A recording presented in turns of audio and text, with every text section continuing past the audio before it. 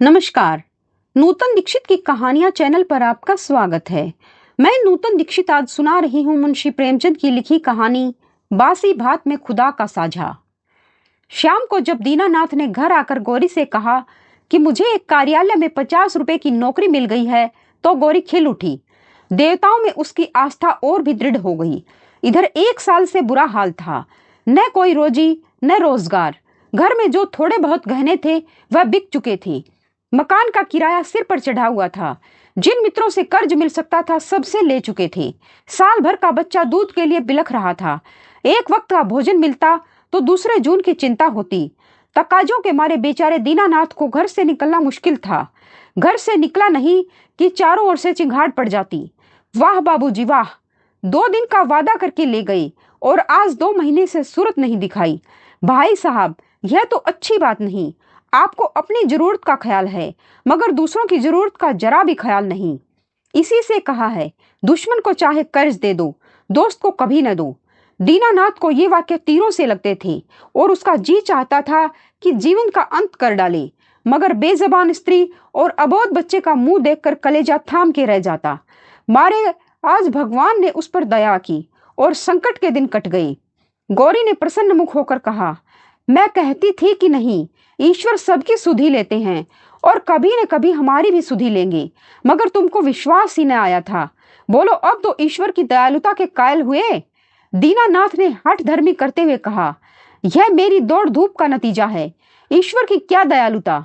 ईश्वर को तो तब जानता जब कहीं से छप्पर फाड़ के भेज देते, लेकिन मुंह से चाहे कुछ कहें, ईश्वर के प्रति उसके मन में श्रद्धा उदय हो गई थी। दीनानाथ का स्वामी बड़ा ही रूखा आदमी था और काम में बड़ा चुस्त। उसकी उम्र 50 के लगभग थी और स्वास्थ्य भी अच्छा न था। फिर भी वह कार्यालय में सबसे ज्यादा काम करता। मजाल न थी कि कोई आदमी 1 मिनट की भी देर करे या 1 मिनट भी समय के पहले चला जाए। बीच में 15 मिनट की छुट्टी मिलती थी। उसमें जिसका जी चाहे पान खा ले या सिगरेट पी ले या जलपान कर ले। इसके अलावा 1 मिनट का अवकाश न मिलता था। वेतन पहली तारीख को मिल जाता था। उत्सवों में भी दफ्तर बंद रहता था और नियत समय के बाद कभी काम न लिया जाता था। सभी कर्मचारियों को बोनस मिलता था और प्रोविडेंट फंड की भी सुविधा थी। फिर भी कोई आदमी खुश न था। काम या समय की पाबंदी की किसी को शिकायत न थी। शिकायत थी केवल स्वामी के शुष्क व्यवहार की। कितना ही जी लगाकर काम करो, कितना ही प्राण दे दो, पर उसके बदले धन्यवाद का एक शब्द भी न मिलता था। कर्मचारियों में और कोई संतुष्ट हो या न हो, दीनानाथ की स्वामी से कोई शिकायत न थी। वह घुड़कियां और फटकार पाकर भी शायद उतने ही परिश्रम से काम करता था। साल भर में उसने कर्ज चुका दिए और कुछ संचय भी कर लिया। वह उन लोगों में था जो थोड़े में भी संतुष्ट रह सकते हैं अगर नियमित रूप से मिलता जाए। 1 रुपया भी किसी खास काम में खर्च करना पड़ता तो दंपत्ति में घंटों सलाह होती और बड़े झांव झांव के बाद कहीं मंजूरी मिलती थी। बिल गौरी की तरफ से पेश होता तो दीनानाथ विरोध में खड़ा होता। दीनानाथ की तरफ से पेश होता तो गौरी उसकी कड़ी आलोचना करती। बिल को पास करा लेना प्रस्तावक की जोरदार वकालत पर मुनहसर था। सर्टिफाई करने वाली कोई तीसरी शक्ति वहां न थी और दीनानाथ अब पक्का आस्तिक हो गया था। ईश्वर की दया या न्याय में अब उसे कोई शंका न थी। नित्य संध्या करता, नियमित रूप से गीता का पाठ करता। एक दिन उसके एक नास्तिक मित्र ने जब ईश्वर की निंदा की तो उसने कहा, भाई, इसका तो आज तक निश्चय नहीं हो सका ईश्वर है या नहीं। दोनों पक्षों के पास इस बात की सी दलीलें मौजूद हैं, लेकिन मेरे विचार में नास्तिक रहने से आस्तिक रहना कहीं अच्छा है। अगर ईश्वर की सत्ता है तब तो नास्तिकों को नरक के सिवा कहीं ठिकाना नहीं। आस्तिक के दोनों हाथों में लड्डू हैं। ईश्वर है तो पूछना ही क्या, नहीं है तब भी क्या बिगड़ता है। 2-4 मिनट का समय ही तो जाता है। नास्तिक मित्र इस 2 रुखी बात पर मुंह बिचकाकर चल दिए। एक दिन जब दीनानाथ शाम को दफ्तर से चलने लगा तो स्वामी ने उसे अपने कमरे में बुला भेजा और बड़ी खातिर से उसे कुर्सी पर बैठा कर बोला, तुम्हें यहाँ काम करते हुए कितने दिन हुए? साल भर तो हुआ ही होगा। दीनानाथ ने नम्रता से कहा, जी हाँ, 13वां महीना चल रहा है। आराम से बैठो। इस वक्त घर जाकर जलपान करते हो? जी नहीं, मैं जलपान का आदी नहीं। पान वान तो खाते ही होंगे। जवान आदमी होकर अभी से इतना संयम। यह कहकर उसने घंटी बजाई और अर्दली से पान और कुछ मिठाइयां लाने को कहा। दीनानाथ को शंका हो रही थी, आज इतनी खातिरदारी क्यों हो रही है? कहाँ तो सलाम भी नहीं लेते थे, कहाँ आज मिठाइयाँ और पान सभी कुछ मंगवाया जा रहा है। मालूम होता है मेरे काम से खुश हो गए हैं। इस ख्याल से उसे कुछ आत्मविश्वास हुआ और ईश्वर की याद आ गई। अवश्य परमात्मा सर्वदर्शी और न्यायकारी हैं, नहीं तो मुझे कौन पूछता। अर्दली मिठाई और पान लाया। दीनानाथ आग्रह से विवश होकर मिठाई खाने लगा। स्वामी ने मुस्कुराते हुए कहा, तुमने मुझे बहुत रूखा पाया होगा। बात यह है कि हमारे यहाँ अभी तक लोगों को अपनी जिम्मेदारी का इतना कम ज्ञान है कि अफसर जरा भी नर्म पड़ जाएं तो लोग उसकी शराफत का अनुचित लाभ उठाने लगते हैं और काम खराब होने लगता है।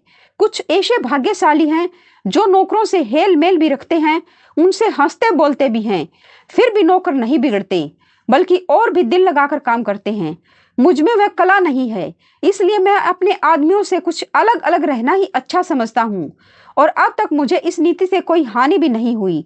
लेकिन मैं आदमियों का रंग ढंग देखता रहता हूँ और सबको परखता रहा हूँ।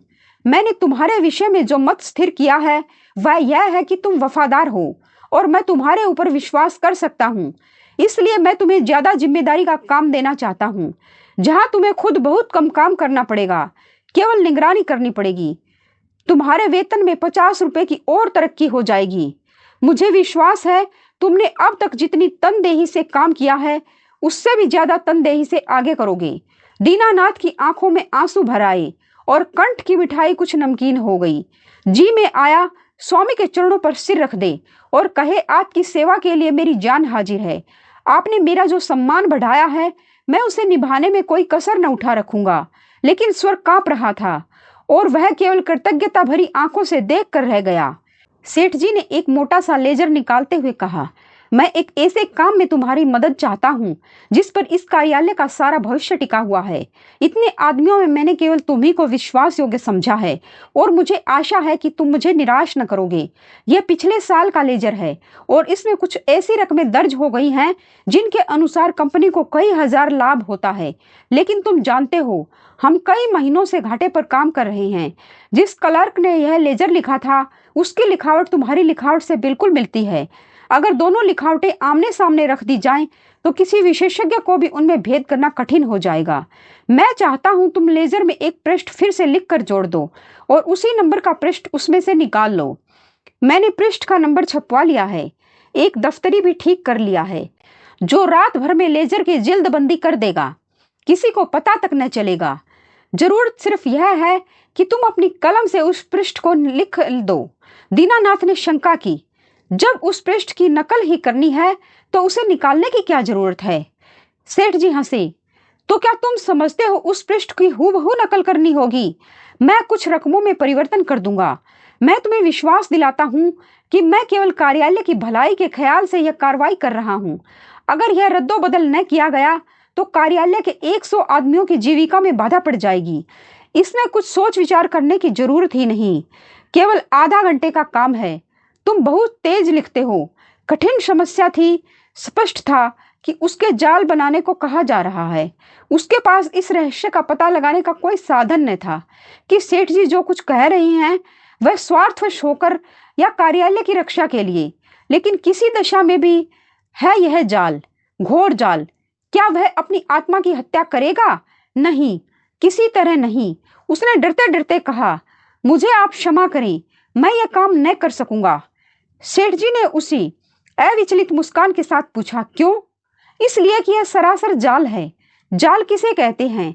किसी हिसाब में उलटफेर करना जाल है। लेकिन उस उलटफेर से 100 आदमियों की जीविका बनी रही तो इस दशा में भी वह जाल है। कंपनी की असली हालत कुछ और है, कागजी हालत कुछ और। अगर यह तब्दीली न की गई तो तुरंत कई हजार रुपए नफे के देने होंगे और नतीजा यह होगा कि कंपनी का दिवाला हो जाएगा और सारे आदमियों को घर बैठना पड़ेगा। मैं नहीं चाहता कि थोड़े से मालदार हिस्सेदारों के लिए इतने गरीबों का खून किया जाए। परोपकार के लिए कुछ जाल भी करना पड़े तो वह आत्मा की हत्या नहीं है। दीनानाथ को कोई जवाब न सूझा। अगर सेठ जी का कहना सच है और इस जाल से 100 आदमियों की रोजी बनी रहे तो वास्तव में वह जाल नहीं, कठोर कर्तव्य है। अगर आत्मा की हत्या होती भी हो तो 100 आदमियों की रक्षा के लिए उसकी परवाह न करनी चाहिए। लेकिन नैतिक समाधान हो जाने पर अपनी रक्षा का विचार आया। बोला, लेकिन कहीं मामला खुल गया तो मैं मिट जाऊंगा, 14 साल के लिए काले पानी भेज दिया जाऊंगा। सेठ ने जोर से कहा, अगर मामला खुल गया तो तुम न फंसोगे, मैं फंसूंगा। तुम साफ इनकार कर सकते हो, लिखावट तो पकड़ी जाएगी। पता ही कैसे चलेगा कि कौन पृष्ठ बदला गया, लिखावट तो एक सी है। दीनानाथ परास्त हो गया। उसी वक्त उस पृष्ठ की नकल करने लगा। फिर भी दीनानाथ के मन में चोर पैदा हुआ था। गौरी से इस विषय में वह एक शब्द भी न कह सका। 1 महीने के बाद उसकी तरक्की हुई। 100 रुपए मिलने लगे, 200 बोनस के भी मिले। यह सब कुछ था। घर में खुशहाली के चिन्ह नजर आने लगे। लेकिन दीनानाथ का अपराधी मन एक बोझ से दबा रहता था। जिन दलीलों से सेठ जी ने उसकी जुबान बंद कर दी थी, उन दलीलों से गौरी को संतुष्ट कर सकने का उसे विश्वास न था। उसकी ईश्वर निष्ठा उसे सदैव डराती रहती थी। इस अपराध का कोई भयंकर दंड अवश्य मिलेगा। किसी प्रायश्चित, किसी अनुष्ठान से उसे रोकना असंभव है। अभी न मिले, 1-2 साल बाद मिले, 10-5 साल न मिले, पर जितनी ही देर में मिलेगा उतना ही भयंकर होगा। मूलधन ब्याज के साथ बढ़ता जाएगा। वह अक्सर पछताता, मैं क्यों सेठ जी के प्रलोभन में आ गया। कार्यालय टूटता या रहता, मेरी बला से। आदमियों की रोजी जाती या रहती, मेरी बला से। मुझे तो यह प्राण पीड़ा न होती। लेकिन अब तो जो कुछ होना था हो चुका और दंड अवश्य मिलेगा। इस शंका ने उसके जीवन का उत्साह, आनंद और माधुर्य सब कुछ छीन लिया। मलेरिया फैला हुआ था। बच्चे को ज्वर आया। दीनानाथ के प्राण नहीं में समा गए। दंड का विधान आ पहुंचा। कहाँ जाए, क्या करे, जैसे बुद्धि भ्रष्ट हो गई। गौरी ने कहा, जाकर कोई दवा लाओ या किसी डॉक्टर को दिखा दो। 3 दिन तो हो गए। दीनानाथ ने चिंतित मन से कहा, हाँ जाता हूं, लेकिन मुझे बड़ा भय लग रहा है। भय की कौन सी बात है, बेबात की बात मुंह से न निकालो। आजकल किसे ज्वर नहीं आता। ईश्वर इतना निर्दयी क्यों है। ईश्वर निर्दयी है पापियों के लिए। हमने किसका क्या हर लिया है। ईश्वर पापियों को कभी क्षमा नहीं करता।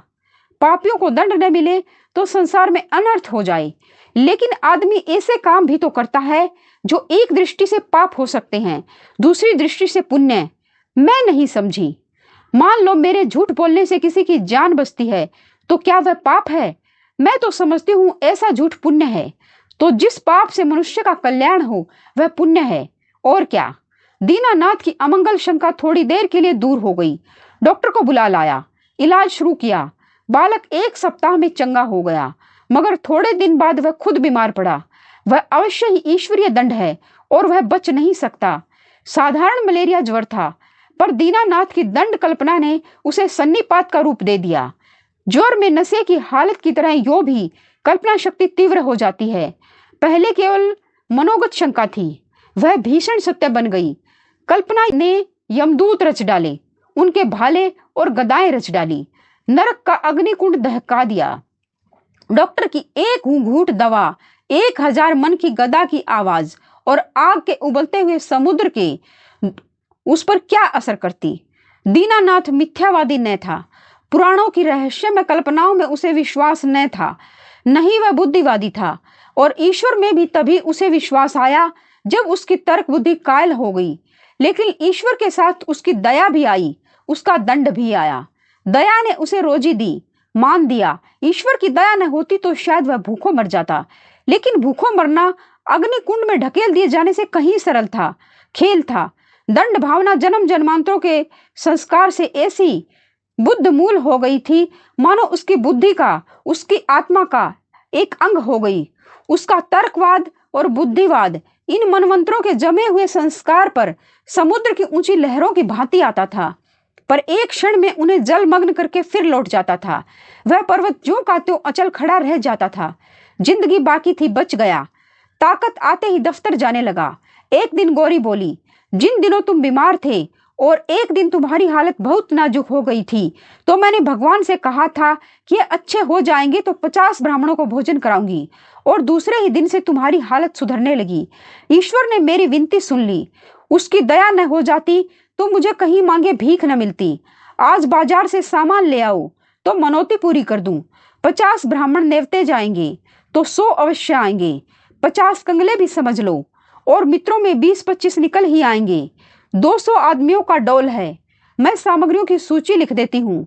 दीनानाथ ने माथा सिकोड़कर कहा, तुम समझती हो मैं भगवान की दया से अच्छा हुआ? और कैसे अच्छे हुए? अच्छा हुआ इसलिए कि जिंदगी बाकी थी। ऐसी बातें न करो, मनौती पूरी करनी होगी। कभी नहीं, मैं भगवान को दयालु नहीं समझता। और क्या भगवान निर्दयी हैं? उनसे बड़ा निर्दयी कोई संसार में न होगा, जो अपने रचे हुए खिलौनों को उनकी भूलों और बेवकूफियों की सजा अग्निकुंड में ढकेल कर दे। वह भगवान दयालु नहीं हो सकता। भगवान जितना दयालु है उससे असंख्य गुना निर्दयी है, और ऐसे भगवान की कल्पना से मुझे घृणा होती है। प्रेम सबसे बड़ी शक्ति कही गई है। विचारवानों ने प्रेम को ही जीवन की और संसार की सबसे बड़ी विभूति माना है। व्यवहार में न सही, आदर्श में प्रेम ही हमारे जीवन का सत्य है। मगर तुम्हारा ईश्वर दंड भय से सृष्टि का संचालन करता है, फिर उसमें और मनुष्यों में क्या फर्क हुआ? ऐसे ईश्वर की उपासना मैं नहीं करना चाहता, नहीं कर सकता। जो मोटे हैं उनके लिए ईश्वर दयालु होगा, क्योंकि वे दुनिया को लूटते हैं। हम जैसों को तो ईश्वर की दया कहीं नजर नहीं आती। हाँ, पग पग पर भय खड़ा घूरा करता है। यह मत करो, नहीं तो ईश्वर दंड देगा। वह मत करो, नहीं तो ईश्वर दंड देगा। प्रेम से शासन करना मानवता है, आतंक से शासन करना बर्बरता है। आतंकवादी ईश्वर थे तो ईश्वर का न होना ही अच्छा। उसे हृदय से निकालकर मैं उसकी दया और दंड दोनों से मुक्त हो जाना चाहता हूँ। एक कठोर दंड बरसों के प्रेम को मिट्टी में मिला देता है, और मैं तुम्हारे ऊपर बराबर जान देता रहता हूँ। लेकिन किसी दिन डंडा लेकर पीट चलूं तो तुम मेरी सूरत न देखोगी। ऐसे आतंक में दंड में जीवन के लिए मैं ईश्वर का एहसान नहीं लेना चाहता। बासी भात में खुदा के साझे की जरूरत नहीं। अगर तुमने आज भोज पर जोर दिया तो मैं जहर खा लूंगा। गौरी उसके मुंह की ओर भयातुर नेत्रों से ताकती रह गई। आप सुन रहे थे मुंशी प्रेमचंद की लिखी कहानी बासी भात में खुदा का साझा।